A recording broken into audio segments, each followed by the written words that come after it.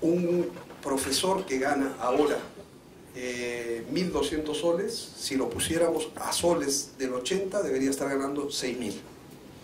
Y un médico que gana ahora 3.500 soles, debería estar ganando 18.000. Si es que no se hubiera producido todo el fenómeno de pérdida de capacidad adquisitiva, ¿no? Por eso cuando se presentó el problema de los ministros y la elevación de los sueldos, yo escribí un articulito diciendo, oiga, pero no nos quedemos ahí, ¿no? El problema principal está en los funcionarios públicos. Si resolvemos solo el problema de los ministros, en realidad estamos resolviendo muy poco, ¿no? Estamos resolviéndole la vida, no sé cuántos son, 15, 16, estamos resolviéndole la vida, pero ¿cuándo van a recuperar capacidad adquisitiva el conjunto de funcionarios públicos? Hay países que tienen políticas en ese sentido. Si van ustedes a Uruguay, se van a encontrar con que a los funcionarios públicos se les aumenta la tasa de inflación más un porcentaje entre 1 y 2% anual para recuperar la pérdida de capacidad adquisitiva anterior. Eso para nosotros es un sueño, pero bueno, ese es el diagrama. Me van a ver con diagramas que vienen desde atrás casi siempre, porque generalmente lo que nos muestran son los diagramas que van en esta parte, claro, donde ya no hay grandes caídas, porque ya estamos parejitos, ¿verdad? En negociación colectiva, en lo que sea, van a ver ustedes que cogen desde la parte final, en donde ya nos encontramos parejitos, y claro que nos explican muchas cosas, ¿no? Esto es nuevamente, con un poco de perspectiva, la evolución de las remuneraciones brutas en el sector privado, formal, con 10 o más trabajadores, entre el año 80 y el 2010. ¿Claro? Si tomamos ya no el 80, sino el 90, que fue el año de la gran caída, las remuneraciones están estancadas. La economía peruana es cada vez más productiva, las remuneraciones tienen una línea más bien sin muchas variaciones. Aquí están de nuevo, remuneraciones. Arriba está la remuneración de los ejecutivos, empleados y obreros. Yo le preguntaba a la gente del ministerio hoy día que me explique los picos estos que hay en los ejecutivos. Casi todos van en marzo. Yo pensé que se debía a utilidades, ¿no? Pero me dijeron que no se debía a utilidades y que no me sabían responder, que lo iban a averiguar. Cuando ellos lo averigüen, entonces yo les cuento la historia, porque claro, yo traigo el cuadro, pero no sé exactamente cuál es la explicación para estos picos que hay año a año. Ven ustedes la variación, evidentemente la variación es muy poquita, ¿no? Muy poquito, en promedio 1.3%, la variación salarial en el Perú. Allí están, a soles del 2012, más o menos los promedios. Plazo indefinido tiene mejor remuneración, plazo fijo tiene 1.000 soles menos, más o menos, locación, sin contrato, y en promedio, la remuneración promedio que se saca de eso, también nos pone en evidencia lo que significa pagar trabajadores en el Perú, ¿no? 1.152, estamos bastante cerquita del otro indicador, que es el indicador de salario mínimo. Aquí está ya los asalariados que tienen ingresos inferiores al mínimo, de acuerdo al tamaño de empresa, entre el 2004 y el 2012. Evidentemente en la microempresa es donde más de la mitad de los trabajadores tienen ingresos inferiores al mínimo. De nuevo, eso se explica. Lo que me cuesta más aceptar es cómo en la gran empresa tenemos 10% de trabajadores que con jornada completa perciben ingresos inferiores al mínimo. De nuevo digo, son problemas distintos que habrá que afrontarlos con medidas de política distintas. Esta es la jornada de trabajo, las horas habitualmente trabajadas. El promedio en el Perú era 48 horas el año 85. Ahora tenemos acá un tercio de trabajadores en el Perú que trabajan más de 48 horas. Y tenemos un 25% que trabaja más de 60 horas, que es fundamentalmente el bolsón de trabajo informal. Trabajo informal no solo como independiente, sino dentro de lo que son algunas unidades empresariales. Trabajadores con seguro de salud, 1 de cada 4. Trabajadores con seguro de pensiones, 11% en el caso de las mujeres, 5% en el caso de los varones. Situación verdaderamente crítica. Derechos colectivos como instrumento de defensa y promoción de los intereses de los trabajadores, pues nuestra tasa de afiliación sindical era esta, verdaderamente paupérrima. Si cogiéramos el gráfico desde atrás, pasamos más o menos de un 33% a mediados de los 80, ahora 6%, porque este 4% ha mejorado entre el 2012 y el 2013. Entre el 2012 y el 2013, la afiliación sindical en el Perú del sector privado ha crecido 50%. Tremendo dato, ¿verdad? En términos estadísticos, absolutamente cierto. Claro que si luego decimos que ha pasado de 4% a 6%, ya no resulta tan espectacular, ¿no? Pero de todas maneras, se revierte la caída de manera significativa, de 113.000 a 180.000. ¿Ustedes saben qué se llama esto? ¿Qué explica esto? Yo tengo una tesis que no está todavía comprobada: arbitraje potestativo. Sobre todo arbitraje potestativo por la primera vez. Es decir, si ya no tienes la posibilidad de que tu conflicto se quede indefinidamente abierto porque eres un sindicato pequeño, si no tienes la posibilidad de lograr un laudo y consolidar de alguna manera la posición sindical, ha habido un incentivo suficientemente fuerte como para generar poco más de 60.000 trabajadores afiliados nuevos en el sector privado.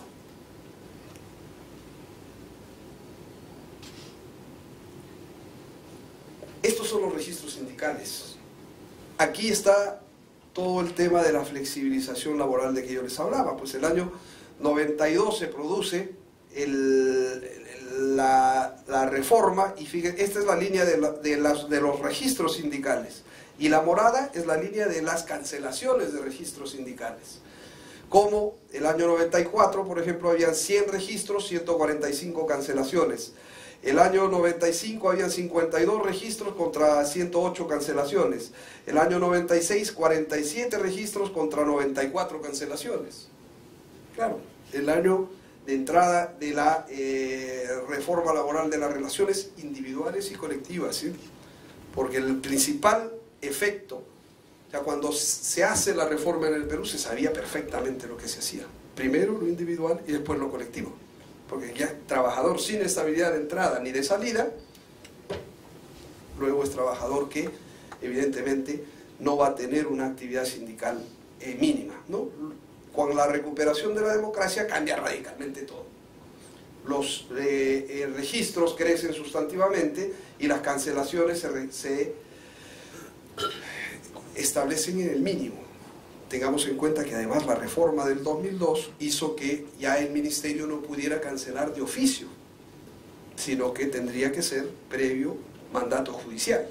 Entonces eso también contribuye significativamente a esta reducción. Por eso se pasa ya de 26 a 5 y más o menos nos mantenemos en una tasa vegetativa. Trabajadores sindicalizados, el movimiento sindical peruano es un movimiento fundamentalmente obrero. 3 de cada 4 trabajadores sindicalizados son obreros. El uno restante es empleado, ¿no?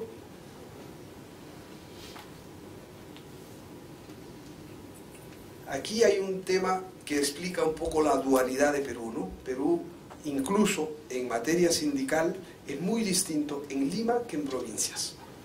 Como nuestra estructura productiva en provincias es más microempresa, entonces hay muchas empresas que no llegan a 20 y que lo que tienen son delegados de personal, ¿no?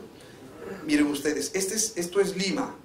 En Lima los sindicatos son 68 y equivale al 85% de las organizaciones inscritas, contra delegados que están en el 6%. Pero a nivel nacional, delegados Fíjense ustedes cómo crece sustantivamente y se pone en el 58, mientras que sindicatos están en el 40. ¿Por qué? Porque la proporción se invierte. En provincias es fundamentalmente delegados, mientras que Lima es fundamentalmente sindicatos.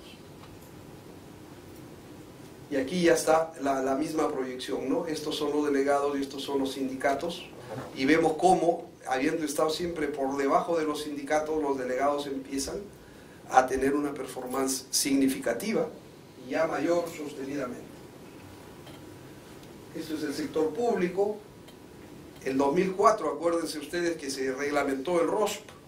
El ROSP se aprueba en 2002, pero se necesitó que el maestro Javier Neves sea ministro para que se ponga en marcha el reglamento. Y claro, ahí se empezaron a inscribir muchísimos, luego han ido bajando en el tiempo. Sindicatos por rama de actividad económica, la construcción tiene el mayor número de trabajadores y de sindicatos afiliados.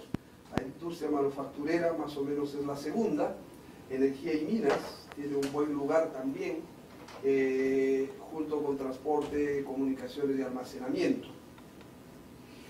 Esos son los sectores que luego los vamos a ver referidos en otras variaciones. Lo que pasó con sindicatos pasó con negociación colectiva, ¿no? Esta no es la montaña rusa de Miami. Esto es lo que pasó con la negociación colectiva. De nuevo, al 92, y luego siempre nos presentan la laminita así, de esta parte de acá para acá, donde está casi todo perfecto, ¿no? Pero a finales de los 80 tuvimos 2.500 convenios colectivos. 2.500 convenios colectivos, amigos. En la actualidad, el último año, 435. Digamos que estamos nuevamente por debajo del 20% en materia ya no de tutela legal, sino de tutela colectiva, ¿no? Respecto de lo que pasaba en los 80. Flexibilidad laboral con ese nivel de tutela colectiva, evidentemente mucha. Sindicatos, nosotros siempre creímos que los sindicatos peruanos eran empresariales, ¿no? Y decíamos el modelo hiper descentralizado de empresa con todas las disfuncionalidades que tiene. Pues es un poquito peor, porque la gran mayoría de los sindicatos no llegan siquiera a ser de empresa. 79%, 8 de cada 10 sindicatos son de ámbito menor al de empresa, o de establecimiento o de categoría, con las disfuncionalidades que eso puede traer en materia de tutela colectiva. Por rama o por etapas de solución, perdón, evidentemente el trato directo, el acuerdo directo es significativamente mayor. Yo creo que aquí hay una subvaluación del tema de arbitraje, porque hay muchos más de 30 en un año en el Perú, hace buen tiempo. En huelga pasa lo mismo, de nuevo estos son los 80, el pico, digamos, más alto que tuvo el tema sindical. Luego ya entre los 90 y los 2000 tenemos menos de 100 huelgas anuales. 2 o 3 cosas más en tema de huelgas. Siempre que se analiza la huelga, se las analiza por 3 indicadores: el número de huelgas, el número de trabajadores involucrados y el número de horas hombre perdidas por huelga. Y los 3 son importantes y los 3 dan información relevante. ¿Okay? El número de huelgas, decíamos, está este año, el año 2013, y si hay información del 2013, porque el Ministerio emite un informe de huelgas siempre en abril más o menos. Por eso hay de huelga, pero no hay de negociación, por ejemplo, y de datos estadísticos consolidados del 12. 94 huelgas, poquito más que el año pasado. Trabajadores comprendidos, poquito más también que el año pasado. Y en horas hombre, poquito menos. ¿Qué me interesa resaltarles? El primer tema, las causas de la huelga. Nosotros, cuando hablamos de huelga, tendemos a pensar que la huelga es negociación colectiva, ¿no? Por lo menos la ley casi que nos induce a eso. Pues en el Perú las cosas no son tan así. Esta es la porción que le toca al número de huelgas vinculadas a negociación colectiva, 44 de 94. Vea que hay 50 huelgas en el Perú que no se refieren a negociación colectiva. Y si miran ustedes a qué se refiere a incumplimiento de normas legales o convencionales del empleador fundamentalmente, y a despidos o situaciones como esas. Nuestro sistema debería ser mucho menos conflictivo que lo que es en la actualidad, porque en realidad deberíamos tener solo 44 huelgas. Las otras, el Estado debería encargarse de que se cumplan las normas legales o convencionales, y se reduciría a este ámbito el total de las huelgas, que, bueno, digamos, está un poco menos de la mitad en los 3 indicadores de huelgas, número de trabajadores o número de horas hombre perdidas. En el caso de la calificación, pues, hemos avanzado más o menos, ¿eh? Hoy tenemos 27% de huelgas que son declaradas procedentes. Hemos tenido años en que ese indicador era cero pelotero. Ahora ya 25 huelgas han obtenido una calificación de procedencia. Yo no sé cómo califican a las huelgas. Yo recuerdo que cuando llegamos al Ministerio de Trabajo y tuvimos la primera conversación con Javier, bueno, ¿qué vamos a hacer? El Ministerio no puede seguir calificando como improcedentes o ilegales las huelgas que cumplen los requisitos legales. Entonces dijimos, ¿cómo se califica esto? Llamamos al doctor Carlos Blancas. Dijimos, el único ministro que tuvo esta preocupación y declaró huelgas procedentes en su momento fue el doctor Blancas. Nosotros le llamamos, Carlos, ¿qué hiciste en este tema? Carlos dijo, bueno, yo estaba en la misma duda que ustedes, y entonces llamé al funcionario más antiguo del Ministerio de Trabajo, cuyo nombre no recuerdo. Lo senté conmigo y le dije, tengo este problema. ¿Cómo califico a las huelgas? Porque si las califico como procedentes o como legales, como que pasar de todas ilegales e improcedentes a esto es un poco fuerte. Entonces el señor le dijo, mire, diga usted simplemente que, habiéndose cumplido con todos los requisitos legales, téngase presente el preaviso de ley. Entonces dijimos, muchas gracias, Carlos, y empezamos a hacer eso, a sacar las huelgas no como procedentes, sino con el téngase presente, que se ha usado por mucho tiempo. Yo no sé ahora cómo resuelve el Ministerio, porque no he visto resoluciones. ¿Resuelve, declara procedente o declara téngase presente todavía? Téngase presente todavía, ¿no? Es una manera ideada por un funcionario antiguo del Ministerio que resuelve este tema. Si tuviésemos la secuencia histórica, veríamos que hemos ido avanzando, que ya no están muchas veces, como uno dice, buscando el pelo en la sopa, ¿no? Yo he tenido declaraciones de improcedencia porque el preaviso no lo firmaban los 12 dirigentes, sino lo firmaban 11. Claro, había muerto uno de los 12 y firmaban 11. El ministerio improcedente porque falta una firma. La ley dice la junta directiva y está faltando una. Yo creo que eso está cambiando y ahora tenemos más respeto por un derecho constitucional. Si vemos según la actividad, la minería ya aparece con un importante número, 1/3 de las huelgas en el sector minero, y la industria, que es el otro campo, el resto. Pero fíjense ustedes lo que sucede con la minería. Si son 1 de cada 3 las huelgas mineras, cuando pasamos al número de trabajadores, ya estamos en 45%. Y si pasamos al número de horas hombre perdidas, ya estamos muchísimo más arriba. Y es más o menos natural, ¿no? A país minero, movimiento sindical minero, conflictividad laboral minera. Más o menos esa es la lógica, y esa lógica se verifica en los 3 indicadores. Ya con esto termino. Aquí termina la paliza que he venido a darles. ¿Cuál es el rol de todo esto?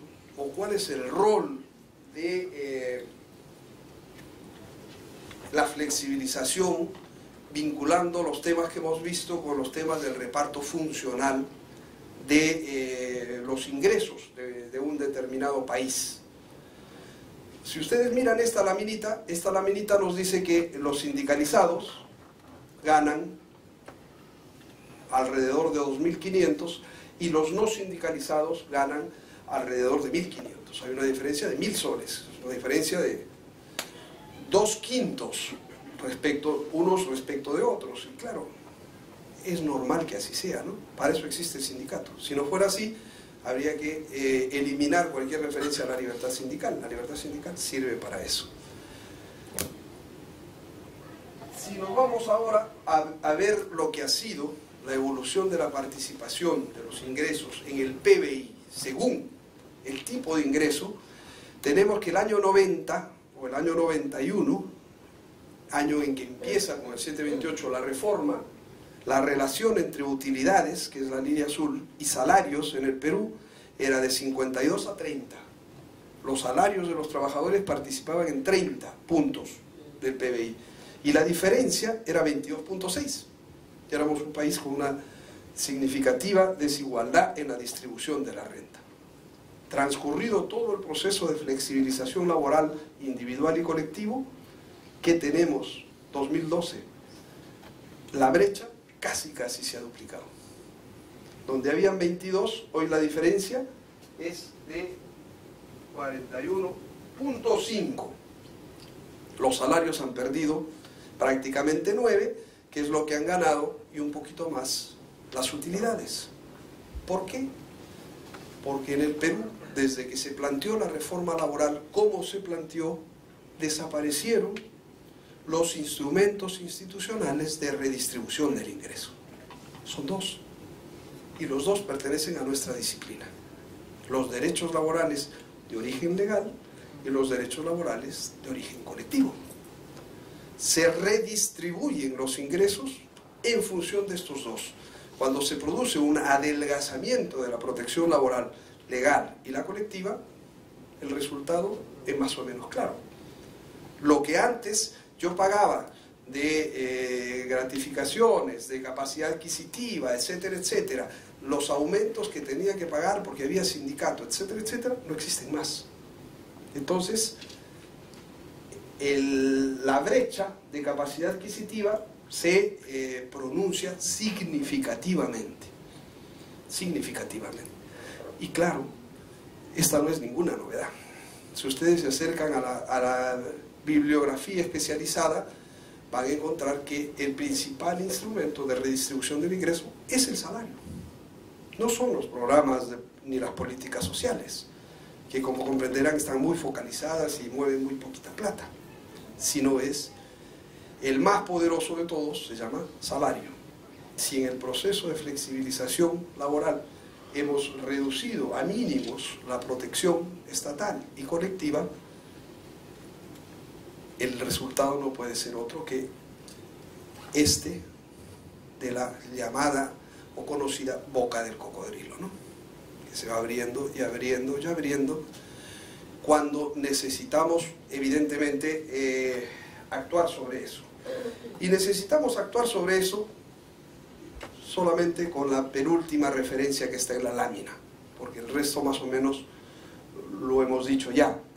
Si en Perú la diferencia o la participación de los salarios es de 22, en Chile es 45, en Brasil es 51, en Colombia es 36. Es decir, amigos, estamos bastante lejos de lo que deberíamos para que nuestra queridísima disciplina, el derecho del trabajo, pueda cumplir el rol social de integración que tiene asignado en cualquier país medianamente serio. Muchísimas gracias.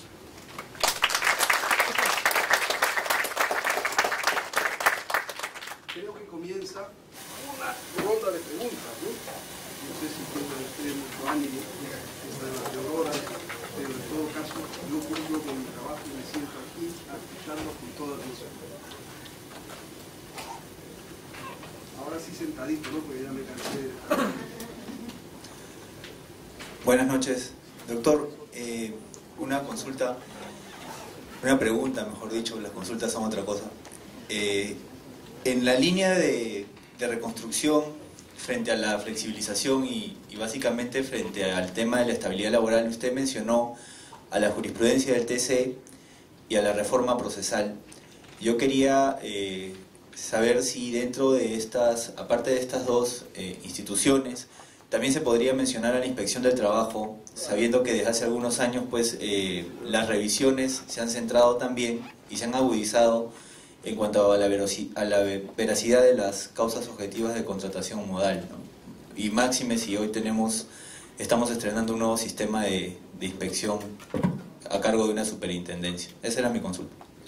Seguro que sí, seguro que sí. No sé si el máxime valga, porque no estoy muy seguro que la superintendencia vaya a potenciar la labor de la inspección laboral en el país. Tengo algunas dudas razonables respecto a que los lineamientos políticos que va a desarrollar la superintendencia vayan en esa línea. Pero sin lugar a dudas, desde el año 2000, ¿no?, cuando se aprueba el 910 y se revierte toda la tendencia de eliminación del Ministerio de Trabajo, se va consolidando el espacio de la inspección.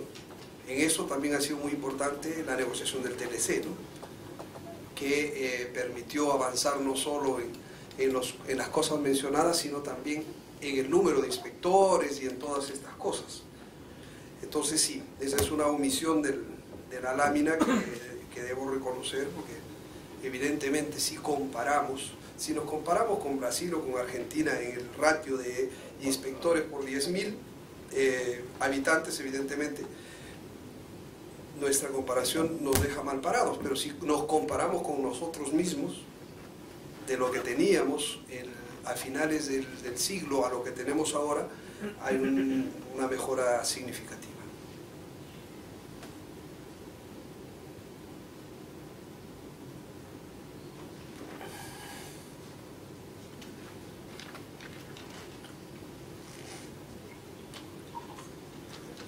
Bueno, queremos irnos todos a dormir tranquilos. Dalia, directamente desde Piura, escuchémosla con atención, que trae la preocupación de Piura. Buenas noches, doctor. El tan cuestionado aumento de la remuneración mínima vital, ¿no?, que provocó hasta la salida del Premier, ¿qué impacto tendría? O sea, ¿realmente es una medida que ayuda o va en contra de la competitividad de las empresas, o es una medida que ayuda a mejorar todo el proceso de competitividad de las empresas? Bueno, Dalia, ahí hay un viejo debate también, ¿no?, entre las posiciones más ortodoxas, que entienden que cualquier elevación del salario impacta directamente en la competitividad y en la formalización, ¿no? Pero a su vez, frente a esto, hay también evidencias de que la situación no es tan así. El incremento que se vivió en la primera parte del gobierno sufrió las mismas críticas. O sea, ¿cómo se iba a pasar a 750? Esto iba a generar mayor informalidad. No sucedió. Gente como el economista González Izquierdo, que fue ministro de Trabajo y que no es precisamente socialista, ha defendido con exactitud las razones por las cuales él consideraba que no solo era digamos un instrumento que no iba a incrementar la informalidad, sino que era necesario llevar a cabo por razones macro, que tienen que ver con la mejora de la demanda, a razones que tienen que ver con el transcurso del tiempo, la pérdida de capacidad adquisitiva y los niveles de productividad de la economía en general. Entonces, yo creo que tenemos que echar siempre una miradita a lo que sucede en la realidad, ¿no? Por eso es que yo no he querido traerle solamente un análisis jurídico, porque creo que estamos obligados a mirar la realidad, porque el derecho juega un papel en la realidad, y si crece o no crece la informalidad, nosotros tendríamos que decirlo con cifras. A ver, Cuando entró el gobierno se subió el primer tramo a 675. ¿Cómo le fue a la informalidad? No creció. En el segundo tramo, que vino más o menos cerca, pasamos de 675 a 750. ¿Cómo le fue a la informalidad? Si yo digo que creció la informalidad, estoy obligado a mostrar las cifras, ¿verdad? Y nosotros tendremos que estar en condiciones de exigir eso. A que no se nos diga que solamente el tema va así porque yo lo digo. Si no se hace de esa manera, entonces evidentemente yo tengo mi derecho a sospechar que esa afirmación no necesariamente se condice con los hechos. Por lo menos eso creo yo. Sí. Buenas noches, profesor. Se habla de que la negociación colectiva, si se quiere, es una fuerza de contención por parte de las organizaciones, de los trabajadores, cuando se está en estado de crisis.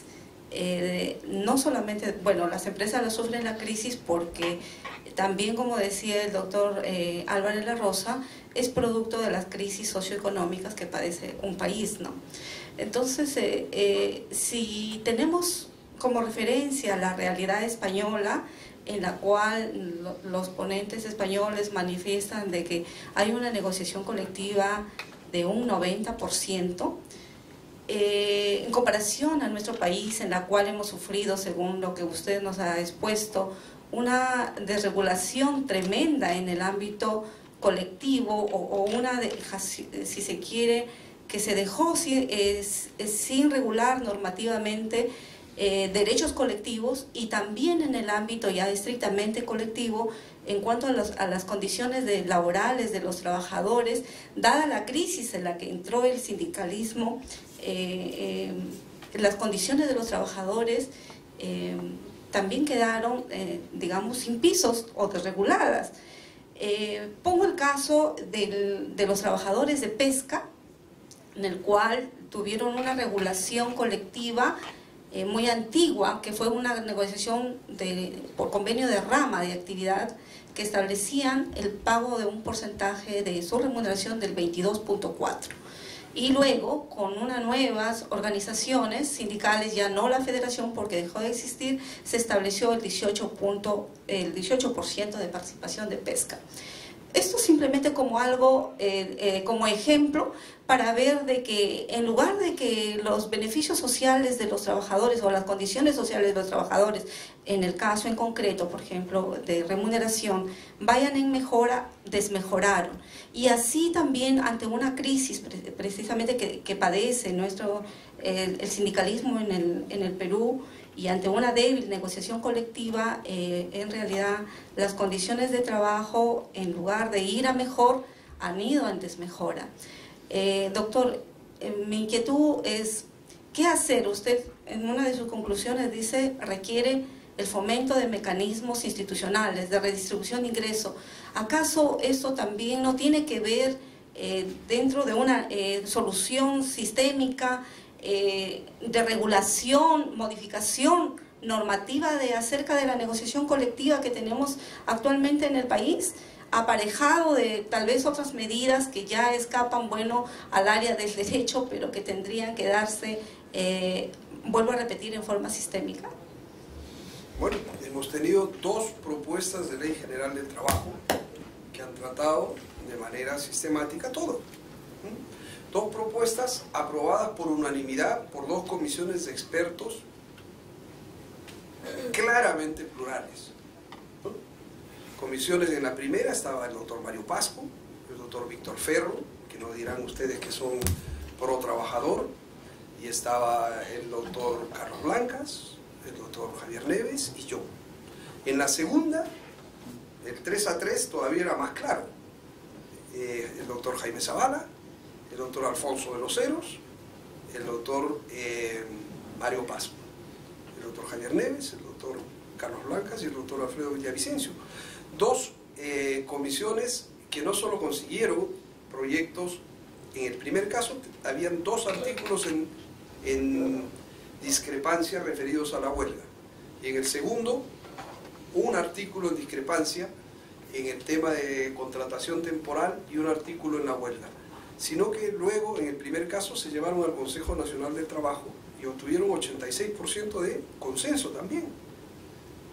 Entonces, claro, el 14% no iba a tener consenso jamás, porque hay puntos en donde no se van a poner de acuerdo trabajadores y empleadores, y tiene que resolver el Estado, de acuerdo al interés general, tiene que resolver el Estado. Pero los dos están viviendo en la era del hielo, ¿cómo se llama esa película de dibujos animados que hay? La era del hielo número 4, número 5, número 6, sin ninguna posibilidad de materializarse. El segundo proyecto se dio en este gobierno, pero lo llevó adelante, la iniciativa fue del ministro Rudecindo Vega, que no era del gobierno, sino era de Perú Posible, ¿no? Con la crisis de diciembre, que se cargó al gabinete de Xiomi Lerner, desapareció el proyecto, ¿no? El Ministerio de Economía y Finanzas pasó a tener un rol preponderante en el Ministerio de Trabajo, con el doctor Villena, funcionario del MEF antes y funcionario del MEF ahora. Y bueno, a partir de entonces, cualquier iniciativa que tenga que ver con esto desapareció. Pero desapareció, como les decía al inicio, porque el derecho del trabajo es una disciplina jurídica que responde en mucho a la correlación de fuerzas que hay en un determinado país, en un determinado momento. Y evidentemente en este momento, con 6% de tasa sindical, por más que podamos decir que ha crecido 50%, pero está en 6%, las posibilidades de respaldo que pueda tener una iniciativa sindical son equivalentes a cero. Si son prácticamente equivalentes a cero la de proyectos pluralistas, consensuados por juristas vinculados al sector empresarial claramente, y que sin embargo han visto necesario restablecer ciertos equilibrios, evidentemente la reformulación sistémica o sistemática que usted plantea, por lo menos en este gobierno, yo no veo que tenga ninguna posibilidad. No, desde que llegó el gobierno fue el Ministerio a Perú Posible y la Comisión de Trabajo hacia el grupo fujimorista. Y el grupo nacionalista nunca ha reclamado un protagonismo en el terreno de lo laboral, ¿no? Entonces yo creo que por ahora seguiremos con la regulación vigente hasta que se produzca un cambio de gobierno, y ahí veremos qué sucede, ¿no?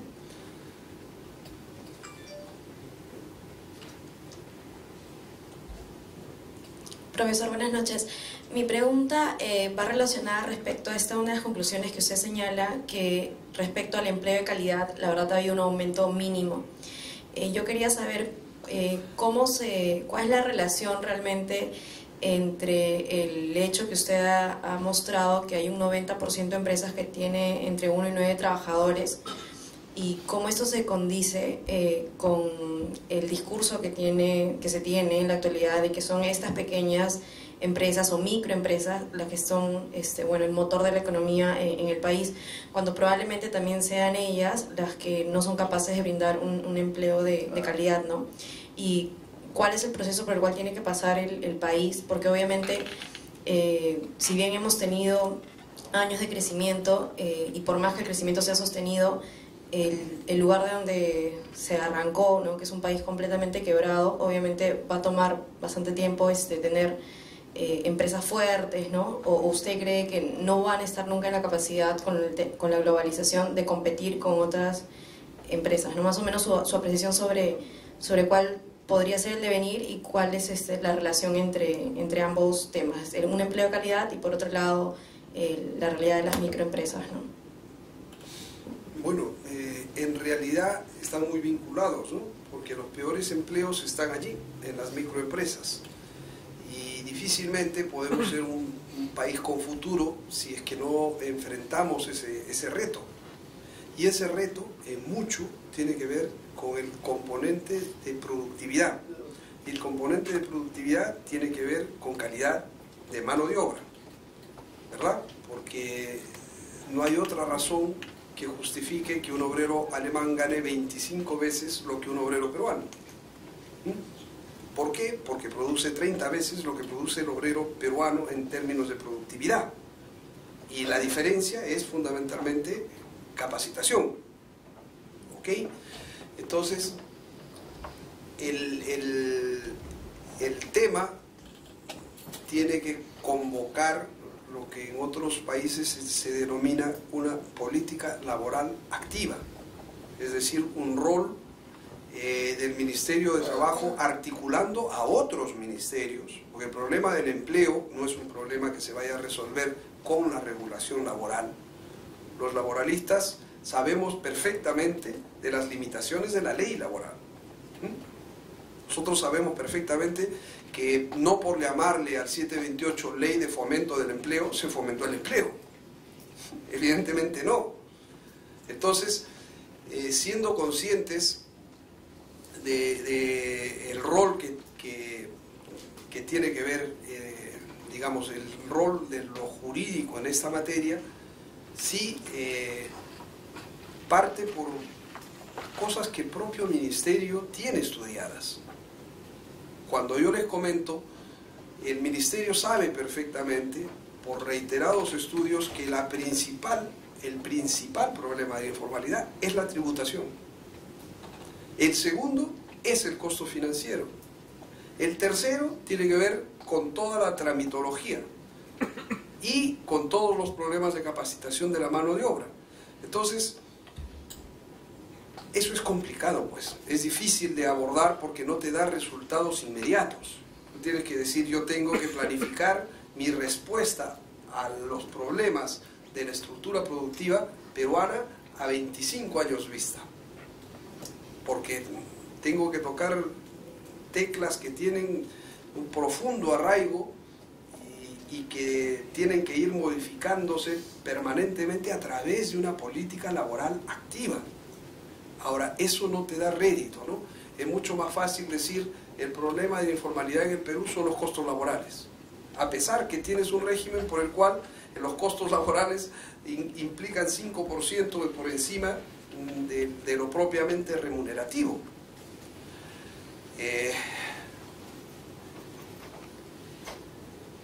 Para eso necesitamos pues una visión económica también que no defienda a rajatabla el modelo bastante liberal que tenemos de desarrollo, ¿no? Y eso implica un cambio de orientación que hasta ahora no hemos podido tener, porque incluso los últimos presidentes han llegado a Palacio de Justicia con un discurso que luego se ha desdicho en los hechos, ¿cierto? ¿Y por qué? Porque tras de todas estas cosas hay indudablemente intereses económicos muy importantes, muy importantes. No todas las ramas jurídicas tienen la misma dosis de política. Todas tienen, El derecho civil, desde la consagración de la propiedad privada hasta países que no la tienen, te marca una opción política, ¿verdad? Pero el constitucional, el más político, pero el laboral es una disciplina profundamente política. Está teñida necesariamente de la correlación de fuerzas que hay en un determinado momento y en un determinado país. Y lo que vemos nosotros en nuestra realidad es que no hay posibilidad de tener una relación más o menos equilibrada si dejamos solos lo social frente a lo económico, que quien tiene que jugar ese rol es el Estado.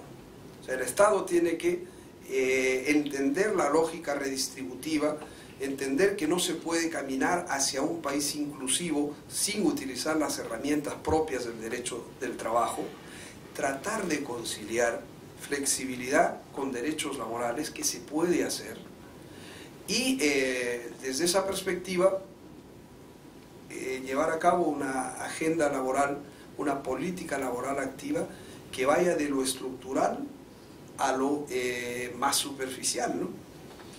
No es una tarea nada fácil, pero es imprescindible, porque el largo plazo comienza hoy día, ¿no? Si lo dilatamos, cada vez la situación va a ser más complicada. Pero requerimos para eso más que juristas, actores políticos convencidos de este tipo de conclusiones, ¿no?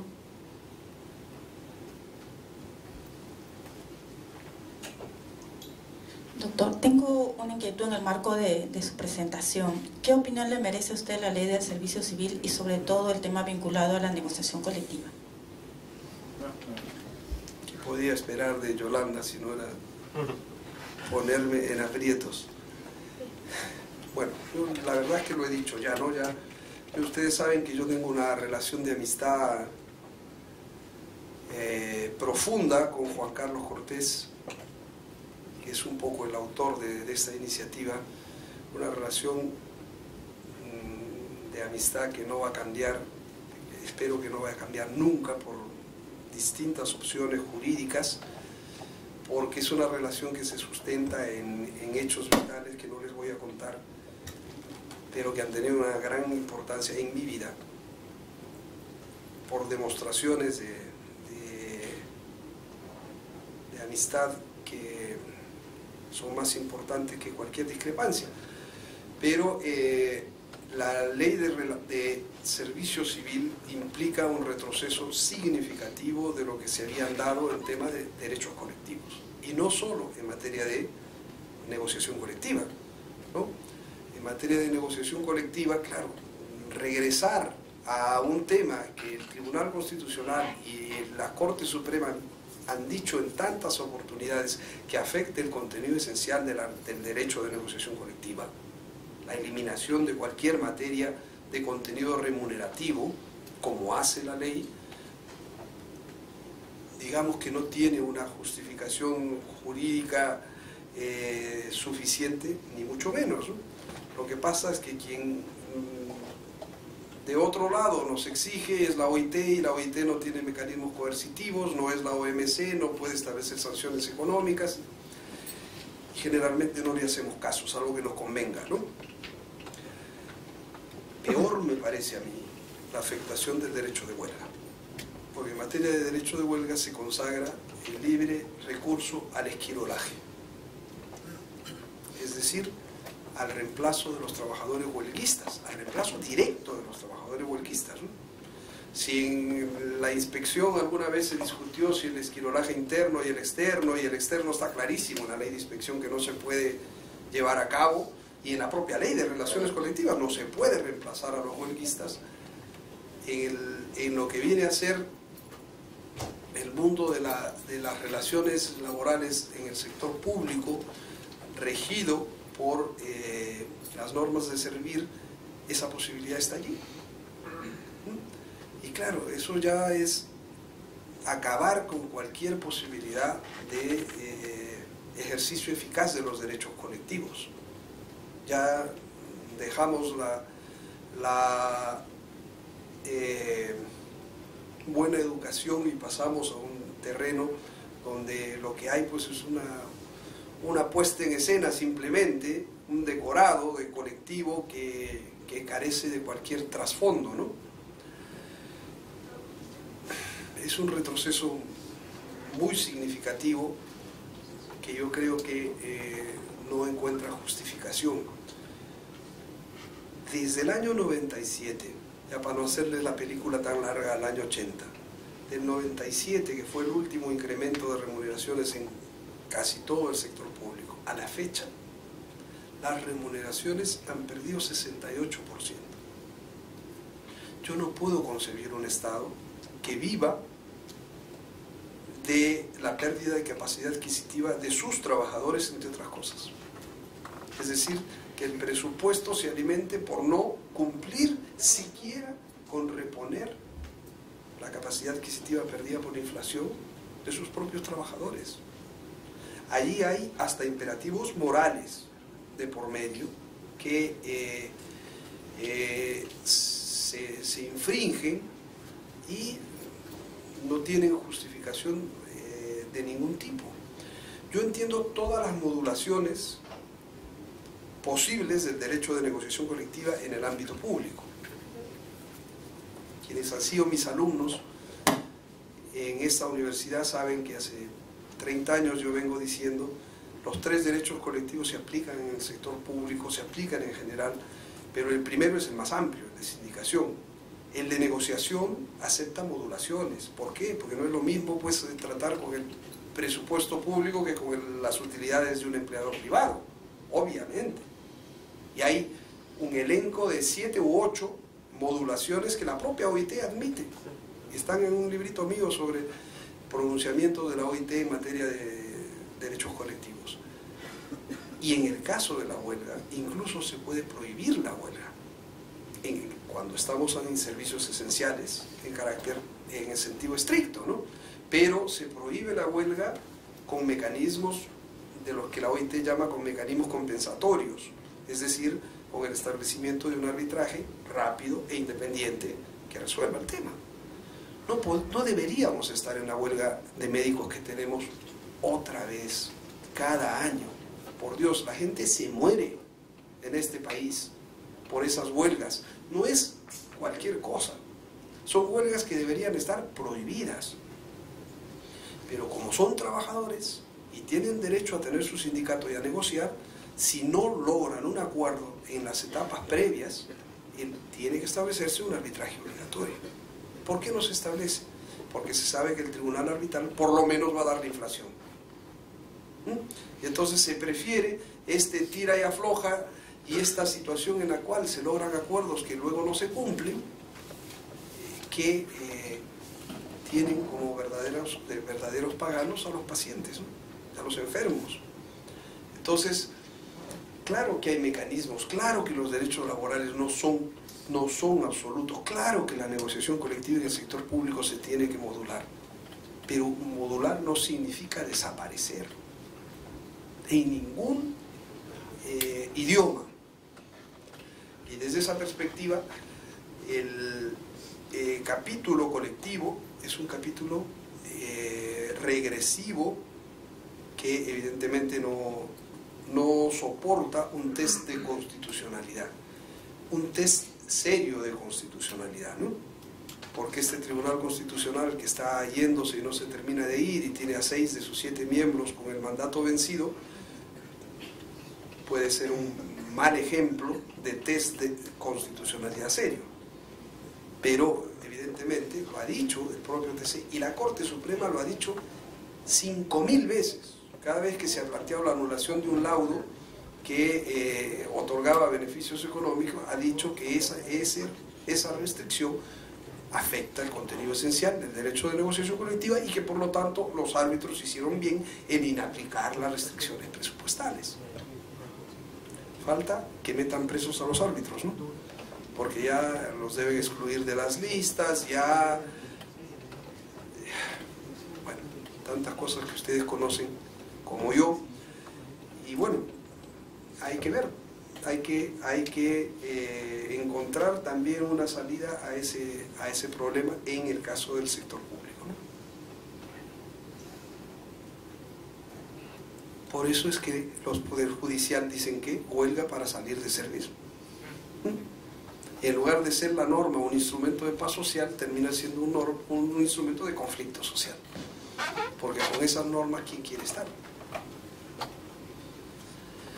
En fin, nos hemos pasado de las 10, yo pensé que terminábamos antes.